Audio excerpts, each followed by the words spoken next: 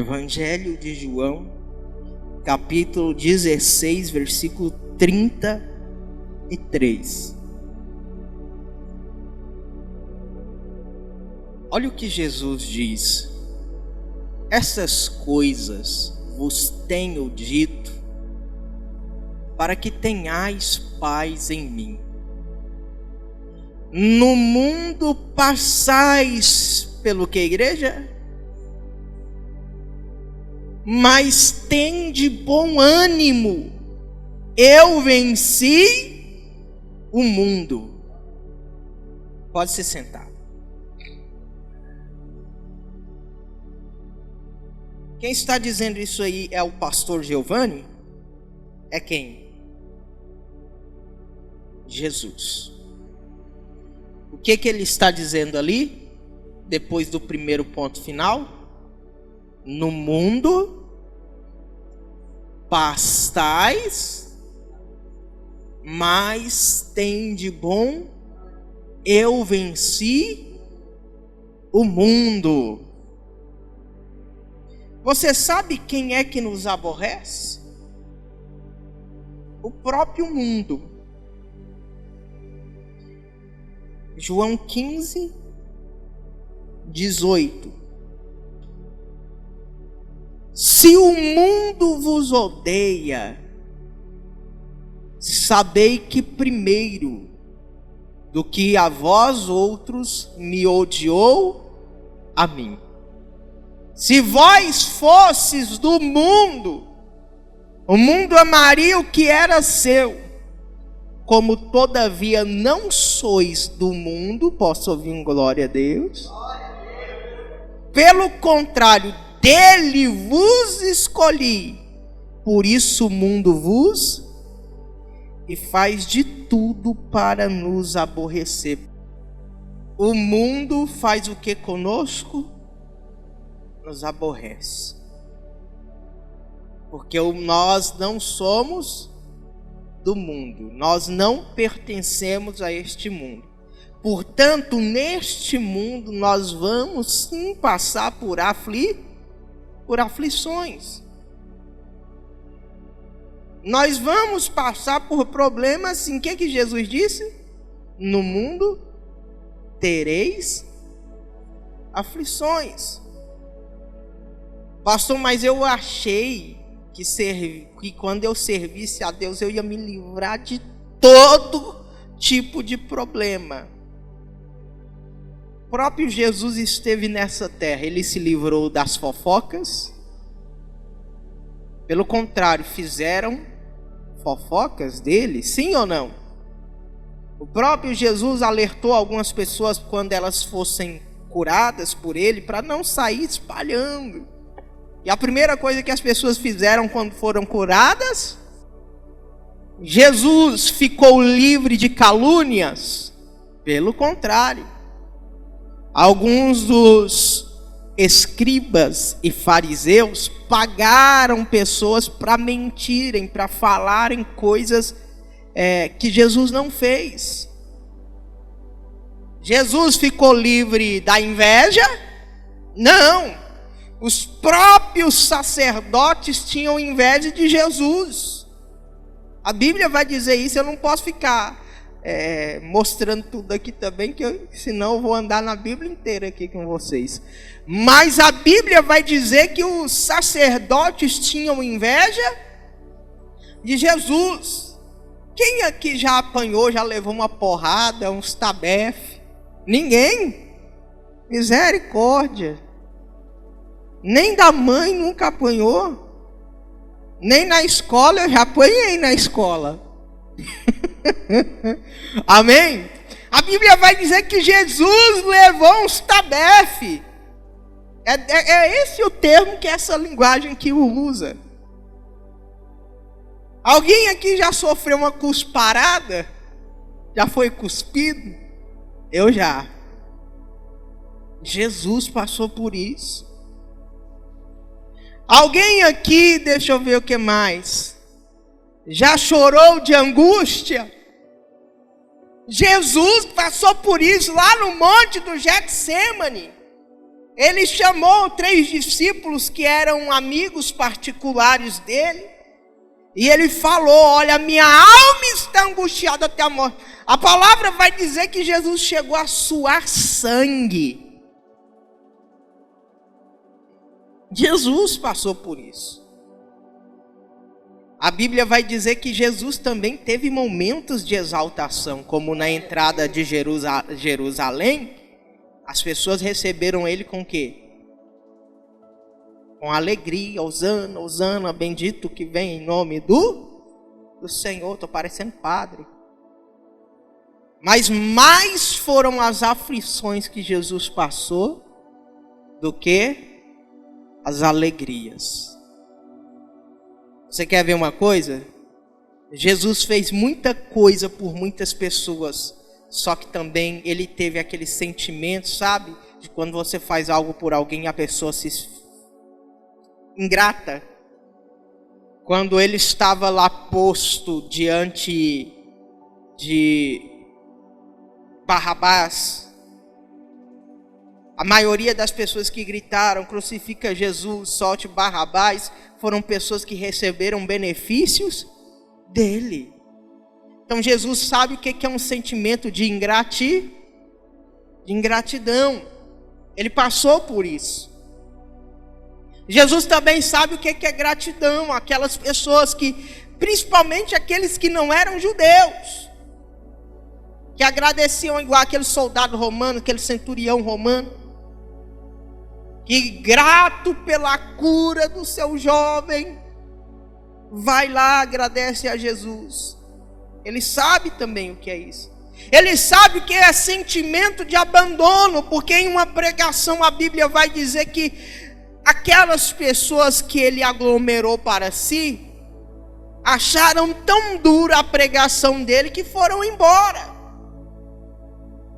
Então tudo aquilo que eu e você, que nós passamos de aflição nessa terra, Jesus, e ele era o quê? Filho de Deus. Ou seja, se o próprio Filho de Deus passou por isso, nós não vamos passar? Agora deixa eu te falar uma coisa. Ele disse: no mundo tereis, mas tende bom, eu venci tudo isso. Eu e você também podemos vencer, mas nós não podemos de forma alguma perder o nosso ânimo. Por isso ele nos alerta: tende bom ânimo. Porque é o bom ânimo que vai nos fazer continuar firme, forte e inabaláveis. Tem homens na Bíblia que falharam, que se viram em situação de desânimo, em querer parar e pedir a própria morte. Teve uma época que eu estava com umas crises de ansiedade, e segundo as igrejas neopentecostais, quem tem esse problema é vítima de uma opressão maligna, está endemoniado. Eu falei comigo mesmo: não tem como eu estar endemoniado, gente, eu sirvo a Deus e ainda estou passando por isso. E fui revisar algumas histórias de alguns homens na Bíblia que desanimaram, que estavam depressivos, angustiados e com ansiedade. E encontrei.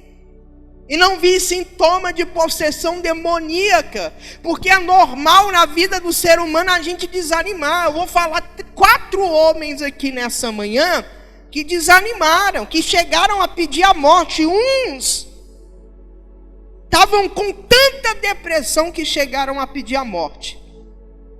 Vamos lá? O primeiro é Moisés, Números, capítulo de número 11, versículo de número 14. Se você não conseguir encontrar aí, acompanhe aqui no telão. Dá para enxergar, não dá? Olha o que Moisés diz: eu sozinho não posso levar todo este povo, pois me é pesado.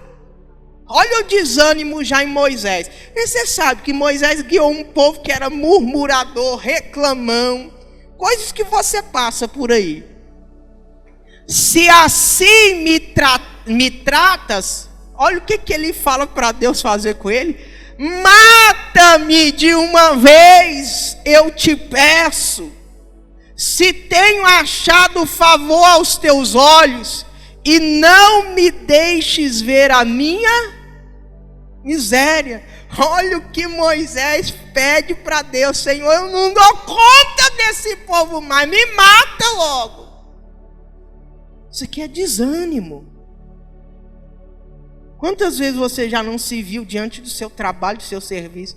Eu não mereço isso não. Eu não dou conta disso aqui. Gente, o local mais demoníaco é o trabalho. Que ali você vai lidar com pessoas de várias etnias que professam várias fé. E pense num lugar para ter fofoca. E você passa por algumas situações que você diz assim: eu não dou conta disso aqui não, Senhor, eu não mereço isso aqui, me mata logo, eu tenho que passar por isso.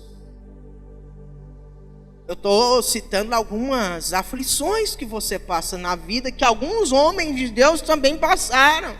Sabe aquela encheção de saco daquelas pessoas que você tem que aguentar? É claro, Moisés aguentava de quase 3 milhões de pessoas. Mas olha ali, ó. Volta aí um versículo, Bia. Eu sozinho não posso levar todo este povo, pois me é pesado. Aí ele diz nos versículos a seguir: pense numa derrota, desânimo, olha lá. Se assim me tratas, se for na igreja neopentecostal, eles vão falar: Moisés está endemoniado. Mata-me de uma vez, eu te peço, se tenho achado favor aos teus olhos, e não me deixes ver a minha miséria.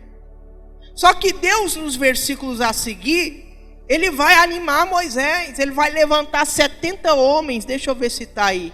Disse o Senhor a Moisés: ajunta-me 70 homens dos anciões de Israel, que sabe serem anciões e superintendentes do povo, e outros, e os trarás perante a tenda da congregação, para que assistam ali contigo. Moisés, você não vai ficar sozinho não. Você está desanimado? Espera aí, prepara 70 homens lá, para te ajudar.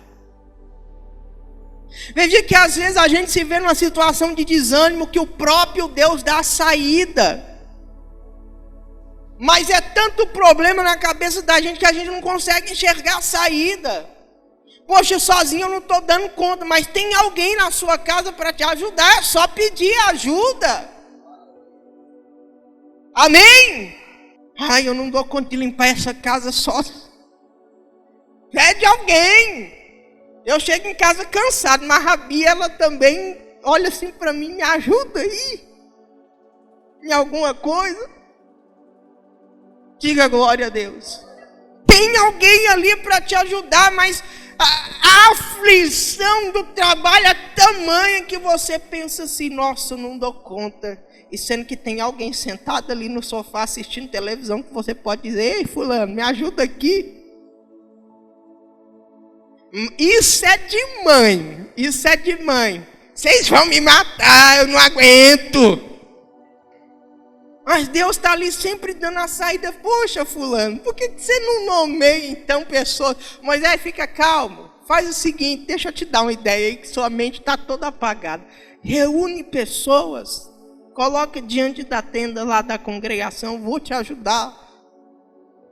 Você veja que sempre quando a gente está num momento de aflição, de fraqueza, de desânimo como Moisés, Deus de alguma forma nos anima. Ele usa pessoas, a gente vê uma mensagem, sabe, tá ali assistindo o TikTok, vê lá uma mensagem de ânimo, alguém, alguma coisa ele vai usar para nos tirar desse, sabe, quando tem alguém que percebe que você está desanimado, fulano, você não é assim. Outro homem também que chegou a pedir a morte foi Elias. 1 Reis, capítulo de número 19, versículo 3. Jezabel estava perseguindo os profetas do Senhor. Daí Elias teve medo, olha o que a Bíblia diz. Temendo, pois, Elias, levantou-se e para salvar a sua vida se foi. E chegou a Berseba, que pertence a Judá, e ali deixou o seu moço. Ou seja, ele passou a caminhar sozinho. Primeiro sinal de depressão: não querer ninguém perto. Medo também, síndrome do pânico. Ele mesmo, porém, se foi ao deserto. Ou seja, já procurou um lugar. Quando eu tinha depressão, eu me trancava dentro do meu quarto. Ele mesmo, porém, se foi ao deserto, caminho de um dia, e veio, e se assentou debaixo de um zimbro, e pediu para si o que, igreja? A morte. Ele disse o seguinte: basta, chega, não aguento mais. Toma agora, ó Senhor, a minha alma, pois não sou melhor do que meus pais. Você está vendo, homens de Deus. Elias, você sabe quem era Elias? Fora, como é que chama o de Gênesis lá? Esqueci o nome. Mas fora Elias tem outro. Mas Elias e o outro, que agora eu não me lembro o nome, foram os únicos a serem arrebatados em vida aos céus. Enoque, exato. Enoque e Elias. Elias era tão de Deus que Deus não deixou ele ver a morte. Arrebatou-lo em vida. Há quem diga que as duas testemunhas de Apocalipse é Enoque e Elias, porque eles não experimentaram a morte e eles vão ter que morrer. Então esse homem era tão de Deus, mas chegou o momento que ele desanimou e pediu para o quê? Tem momento assim na vida da gente, eu falo que eu já passei por isso. Olha aí, Senhor, não dou conta mais não, misericórdia, tá assim, me mata logo, me tira daqui logo. Igreja, isso é natural. A gente vai falar: não, você que está falando isso aí, você não é de Deus não. Ele não era de Deus não? É porque tem momentos assim na vida da gente, tem que ter compreensão. Ninguém é super-herói não. Nós vamos ser revestidos de um corpo incorruptível, mas enquanto esse dia não chegar, a gente vai passar por aflição, vai passar por luta, vai passar por problema. Mas o diabo é tão astuto que quando a gente está lá fora, a gente tem problema, mas não enxerga. Aí quando a gente vem para a igreja, vem para a presença de Deus, tá vendo? Só foi você vir para a igreja. O miserável é tão miserável. E ele é a igreja. A gente nunca pode subestimar a inteligência do diabo, porque ele vaga o mundo aí há quantos milhares de anos. Então ele é o maior dos psicólogos, tirando Jesus, né? Que Jesus está em primeiro lugar. Um dos maiores psicólogos. Só um agir nosso, ele não consegue ouvir nossos pensamentos, mas pelo agir ele já sabe o que a gente está passando. Ah, vou tocar ali. Você está entendendo? Quem está entendendo? Diga glória a Deus. E foi o que ele sugeriu quando Jó passou pelas lutas que o diabo colocou na vida dele, para ele tentar parar de servir a Deus. Ele vai negar o Senhor. Então Elias pediu o quê? A minha alma, pois não sou melhor do que os meus pais. Passa para frente. Deitou-se e dormiu debaixo do zimbro. Eis um sinal também de depressão, viu? Quem tem depressão é assim, dorme. Eis que um anjo o tocou e lhe disse: levanta-te. A Bíblia vai dizer que anteriormente que ele parou de comer. Também um sinal de quem tem depressão. O anjo falou para ele se levantar e o quê? Comer, estava ali para animá-lo. Amém? Anima, levanta, diga glória a Deus. Nome de quem? Foi Deus que enviou esse anjo, continua Bia. Olhou ele e viu junto à cabeceira um pão cozido sobre pedras e em brasa e uma botija de água. Comeu, bebeu e tornou a dormir. Foi dormir de novo.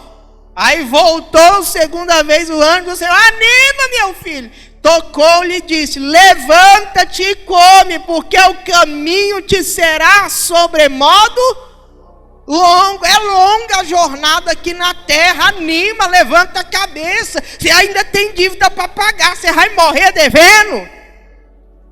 Luta. Diga glória a Deus. Os que morrem não devem mais, dona Sônia?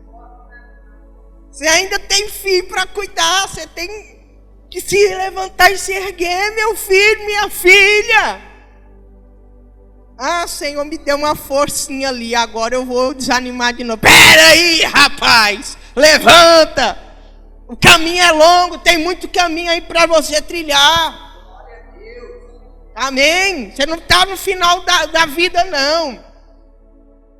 Tem uns idosos que eu tenho que puxar as orelhas deles demais. A mãe da Iracema, cadê? A dona Iracema vai ouvir essa mensagem depois. Quantos anos ela tem? 96. E a mulher fica pedindo a morte direto. Eu falei, misericórdia, se eu chegasse nessa idade eu queria viver há mais 100 anos. A senhora está querendo é morrer, é para não dar trabalho para os outros, pastor. Mas é aí que você tem que dar trabalho. Criou os filhos a vida inteira e agora não pode dar trabalho para eles? Eles deu trabalho para vocês e agora tem que dar trabalho para eles. Diga glória a Deus. Então levanta, ergue a cabeça, vai chegar a 60 anos, já vai ficar esperando a morte? Eu não. A Bíblia diz que a gente não sabe o que sucederá amanhã. Então, bola para frente. Vamos viver. Enquanto tiver vida, a esperança. Você não morreu, não. Você sabe quando é que você não vai conseguir fazer nada? Quando você estiver inválido numa cama. Aí ainda tem força, tem gado, dá para andar. Está com a coluna meio quebrada, mas está dando para andar. Então vai, segue em frente. Amém. Diga glória a Deus. Eu não enxergo de um olho, pastor, mas enxerga de outro. Ah, eu não tenho braço, mas eu tenho uma perna, sei lá. Você olhar as histórias dessas pessoas que não têm braço, não têm perna, não enxerga. São pessoas guerreiras que aprenderam a viver do jeito que estão. Muitas trabalham. Tem gente hoje que torce para cortar um pedaço de um braço para aposentar, para não poder trabalhar. Misericórdia, diga, está repreendido. É que a gente quer descansar um pouquinho, pastor. Realmente a gente quer descansar. Mas não pode parar não, você tem conta para pagar. E eu não me refiro só às contas não, é a família. Tem gente que é a base da família. A minha avó era a base da família. Final de ano reunia todo mundo. Todo mundo estava ali com ela. Todo dia, o Gerson mesmo era um. Chegava de serviço, primeiro lugar que ele ia, nem na casa dele, era lá na minha avó. Que era a base de sustentação. Faleceu, acabou. Se você é a base de sustentação da sua casa, da sua família desanimar, meu irmão, acabou. Então, homens de Deus, Deus repreende falando, animando, ó, levanta, vamos caminhar. Diga glória a Deus. A luta não acabou não. E Deus, sabendo que o mundo é desse jeito, persegue aqueles que servem a Ele, sempre envia o socorro. Tem as aflições, mas tem também o socorro. Tem aprovação? Tem. Mas Paulo fala que junto com a aprovação Ele nos enviará o livramento. Amém? Davi também é um que se viu desanimado. Salmos 42, versículo 11. Olha o que Davi diz. Porque ele fala consigo mesmo. Davi chegou num ponto que hoje a gente poderia dizer, tá doido, tá falando sozinho com ele mesmo, ó. Quem fala sozinho aí também? Porque estás abatida, ó minha alma? Porque te perturbas dentro de mim? Quando ele, e Davi era um homem que estava desanimado, mas não aceitava o desânimo.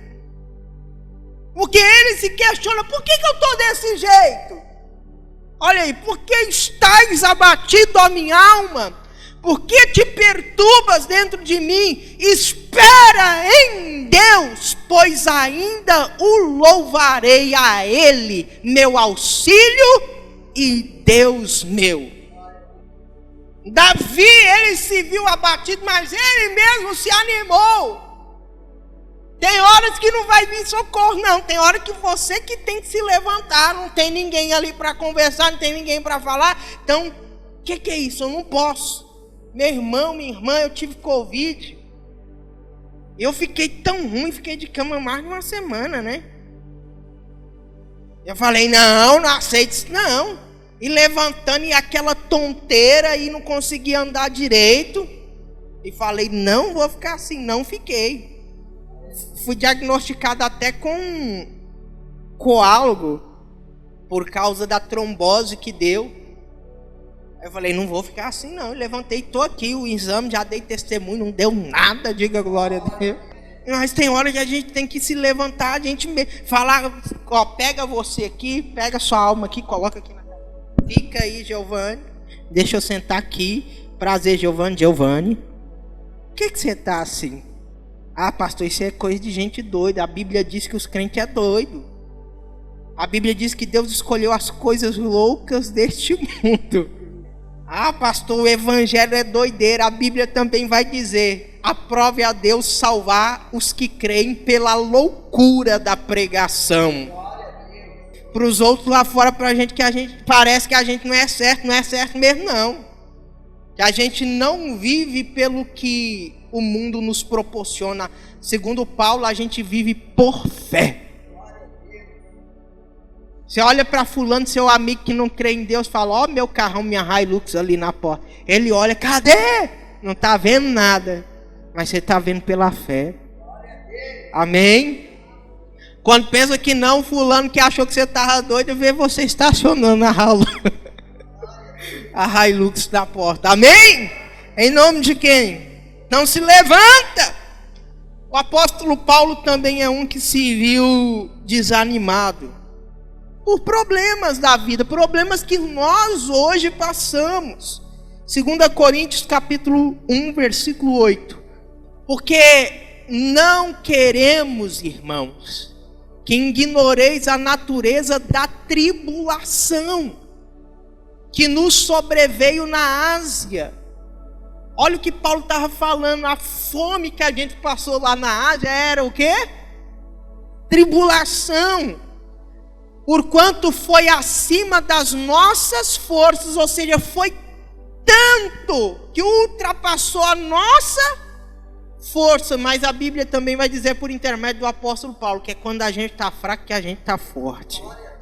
Porque o poder de Deus se aperfeiçoa na fraqueza humana. Porquanto foi acima das nossas forças, a ponto de desesperar, não é nem mais desânimo. A ponto de quê? Desesperarmos até da própria... Você está vendo que homens de Deus passaram por aflições, luta, provação. Pastor, hoje eu não tenho nenhuma carninha em casa para comer, mas tem arroz. Lembra que lá fora tem muita gente que não tem nem o arroz. Não vai ser só bonança não. Se eu quero participar da bonança, eu vou ter que vencer a luta. Pastor, graças a Deus hoje não me falta nada. Então por que está reclamando? Tem hora que eu tenho que puxar a orelha de vocês. E a minha também. Diga glória a Deus. Deixa eu ver se tem mais alguns versículos. Tá bom? Não, passa para frente. Contudo, já em nós mesmos tivemos a sentença de morte. Olha o que Paulo diz sobre a luta que eles passaram. Para que não confiemos em nós, e sim que ressuscita os mortos. Olha só o que Paulo diz. A gente só está passando por isso para que a gente venha aprender a confiar mais em Deus. Será que é necessário Deus enviar uma provação gigantesca para que a gente venha aprender a confiar nele? Paulo está dizendo que o motivo dessa provação aí, que é maior do que as forças dele, é para eles aprender o quê? A confiar, porque não confiamos em nós, e sim tivemos a sentença de morte, para que não confiemos em nós, e sim no Deus que ressuscita. Aleluia! Então, esses 4 homens aí, eu não citei outros porque não deu tempo de preparar. Mas Jesus também passou, e tantos outros. Jó é um exemplo bem clássico. Só que Jó é um exemplo de que passou, mas não desanimou. Quando uma pessoa vinha trazer, Jó capítulo 1, Bia. Quando uma pessoa vinha trazer notícia ruim para Jó, uma atrás da outra, sabe o que ele fez? Chorou. Vou parar de servir a Deus. Vou largar tudo. Vou embora. Vou me matar. Sucedeu um dia em que seus filhos e suas filhas comiam e bebiam vinho na casa do irmão primogênito. Que veio um mensageiro a Jó e ele disse: os bois lavravam e as jumentas pasciam junto a eles. De repente deram sobre eles os salbeus e os levaram e mataram os servos a fio de espada. Só eu escapei para trazer-te a nova, ou seja, a notícia. Falava este ainda, quando veio outro e disse: fogo de Deus caiu do céu e queimou as ovelhas e os servos e os consumiu. Só eu escapei para trazer-te a nova. Falava este ainda, quando veio o outro e disse: dividiram-se os caldeus em 3 bandos, deram sobre os camelos, levaram e mataram os servos a fio de espada. Só eu escapei para trazer-te a nova. Também este falava ainda, quando veio outro e disse: estando teus filhos e tuas filhas comendo e bebendo vinho em casa do irmão primogênito, eis que se levantou grande vento do lado do deserto e deu nos 4 cantos da casa, a qual caiu sobre eles e morreram. Só eu escapei para trazer-te a nova. Uma notícia ruim atrás. E o que Jó fez? Então Jó se levantou. Então Jó fez o quê? Rasgou o seu manto, rapou a cabeça, que era um sinal de luto, e lançou-se em terra e fez o que, igreja? Adorou. Ele podia falar: por que o Senhor fez isso comigo? Não, adorou. Davi diz assim: bendizei ao Senhor em todo o tempo, na luta, na tribulação, na alegria, na felicidade. Glória a Deus. E olha que engraçado, eu já preguei sobre isso. O diabo usou aí áreas da vida de Jó para tentar afetar a fé dele em Deus. A finança, que foi consumir os bens que ele possuía. A família, filho, casamento também mais na frente. Que a mulher dele, em vez de ajudar ele, foi, ficar julgando. O que mais? A saúde, usou áreas da vida dele para tentar fazer ele negar sua fé em Deus, só que ele não negou. Amém? Tinha tudo para desanimar, sim ou não? Mas não desanimou. Glória a Deus. Siga o exemplo de Jó. Aleluia. Pastor, eu vi o senhor falando dos homens que desanimaram. Eu vi o senhor falando que isso é natural na vida de qualquer um. Mas o que acontece se a gente desanimar? Lucas capítulo 18. Capítulo 18, versículo 1. Disse-lhe Jesus uma parábola sobre o dever de orar sempre, nunca esmorecer ou desanimar. Havia em certa cidade um juiz que não temia a Deus, nem respeitava homem algum. Havia também naquela mesma cidade uma viúva que vinha ter com ele, dizendo: julga a minha causa contra o meu próximo. Ele por algum tempo não a quis atender, mas Depois disse consigo: bem que eu não temo a Deus, nem respeito a homem. Todavia, como esta viúva me importuna, julgarei a sua causa, para não suceder que por fim venha molestar-me. Já pensou se essa mulher tivesse parado? Na primeira vez que o juiz falou, não vou julgar, ele não julgaria a causa dela. E talvez perderia a bênção dela. Se a gente desanimar porque não está sendo atendido agora, a gente vai perder a bênção no futuro. Esse juiz, Jesus conta essa parábola para incentivar os discípulos a orarem sem desanimar. Aí ele fala assim: olha, se considerai, próximo. Então disse o Senhor: considerai o que diz este juiz iníquo. O que o juiz disse? Volta um versículo. Todavia, como esta viúva me importuna, julgarei a sua causa, para não suceder que por fim venha molestar-me. A insistência faz a gente chegar onde a gente quer chegar. Mas se a gente desanimar, nossa oração não vai ser ouvida. Porque Jesus está falando exatamente uma parábola sobre o dever de orar sempre e nunca desanimar ou esmorecer. Então, se eu desanimar, primeira coisa que vai acontecer, minha oração não vai ser ouvida. Segunda coisa, a promessa de Deus deixa de se cumprir se eu desanimar. Josué capítulo 1. Sucedeu depois da morte de Moisés, servo do Senhor, que este falou a Josué, filho de Nun, servidor de Moisés, dizendo: Moisés, meu servo, é morto. Como ele ficou em luto por causa da morte de Moisés, Deus precisou animar ele. Dispõe-te agora, passa esse Jordão, tu e todo este povo, a terra que eu dou aos filhos de Israel. Todo lugar que pisar a planta do vosso pé, vou-lo tenho dado, como eu prometi a Moisés. Foi promessa de Deus.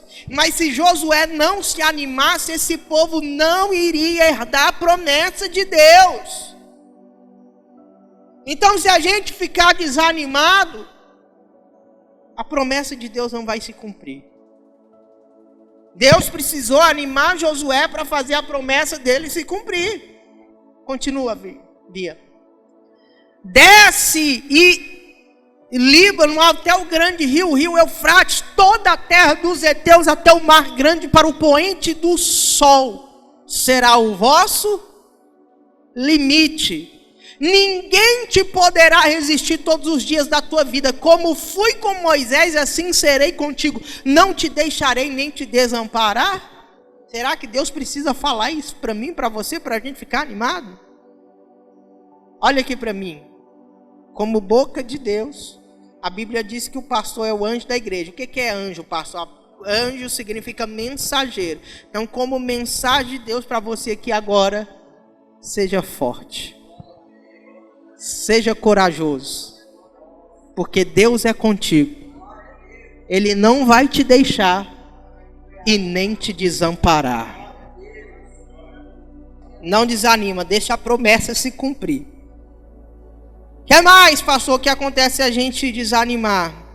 Perde a bênção. Lucas capítulo 5, versículo 1. Pedro, mas o irmão dele, estava voltando de uma pescaria, desanimado, porque pescou a noite toda, não pegou nada. Olha o que aconteceu. Aconteceu que, ao apertar a multidão para ouvir a palavra de Deus, estava ele junto ao lago de Genezaré. E viu 2 barcos junto à praia do lago. Mas os pescadores, havendo desembarcado, lavavam as redes. Entrando em um dos barcos, que era o de Simão, pediu-lhe que os afastasse um pouco da praia, e assentando-se ensinava do barco as multidões. Quando acabou de falar, disse a Simão: faze-te ao largo e lançai as vossas redes para pescar. Respondeu-lhe Simão: mestre, havendo trabalhado toda a noite, nada apanhamos.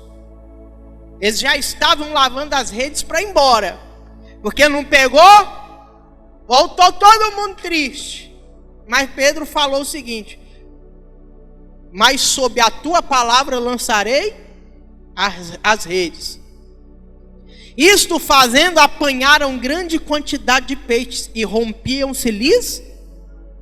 Se Pedro, por não pegar nada a noite toda, tivesse ido embora, ele não ia trazer as redes cheias de peixe. Ele ia perder essa bênção. Ah, pastor, Deus não ouve minha oração hoje, mas pode ouvir amanhã. Aí se você parar de orar porque a sua oração não foi ouvida hoje, amanhã você não recebe a bênção. Isso aí aconteceu depois de um culto. Eu profetizo em nome de Jesus que depois desse culto, bênçãos aconteçam na sua vida. Quem toma posse em nome de Jesus? Amém? Graças a Deus. Aleluia! Terceiro. Ah não, já foi tudo. Eu podia abordar mais assuntos aqui, mas não vai dar tempo não. Pastor, então o que eu vou fazer para me livrar dessa minha aflição, desse meu desânimo, dessa minha angústia? Salmos 34, 6. Olha o que Davi fez para se livrar da aflição, da angústia, do desânimo. Salmos 34, 6. Clamou este aflito, e o Senhor o ouviu e o livrou de todas as suas tribulações. Você vai clamar a Deus. Pastor, estou desanimado. Vai clamar. Mas eu já ensinei para vocês que clamor é diferente de oração. Oração a gente ora como se eu estivesse falando com você aqui, mas clamor a gente grita, a gente pede ajuda, a gente pede socorro. O que Davi falou? Que quando ele clamou, o Senhor o quê? O ouviu e o livrou de quê? De uma tribulação. De uma tribulação? De todas as suas tribulações. Glória a Deus. Pastor, mas é tanta luta, mas é tanto problema, pastor. Será que uma vitóriazinha vai compensar tudo? Meu irmão, o apóstolo Paulo diz em Romanos capítulo 8, versículo de número 18, que os sofrimentos desse tempo presente não se comparam com a glória de Deus a ser revelada em nós. A glória é muito maior do que o sofrimento. Cadê? Vai lá, Bia. Romanos 8, 18. Só para encerrar. Porque para mim, tenho por certo que os sofrimentos do tempo presente, do que está passando agora, não podem ser comparados com a glória a ser revelada em nós. Quem crê, fica de pé em nome de Jesus. Aleluias. Glória a Deus. E você que está ouvindo essa mensagem pelo nosso canal do YouTube, seja também abençoado no nome de Jesus. Fiquem com Deus.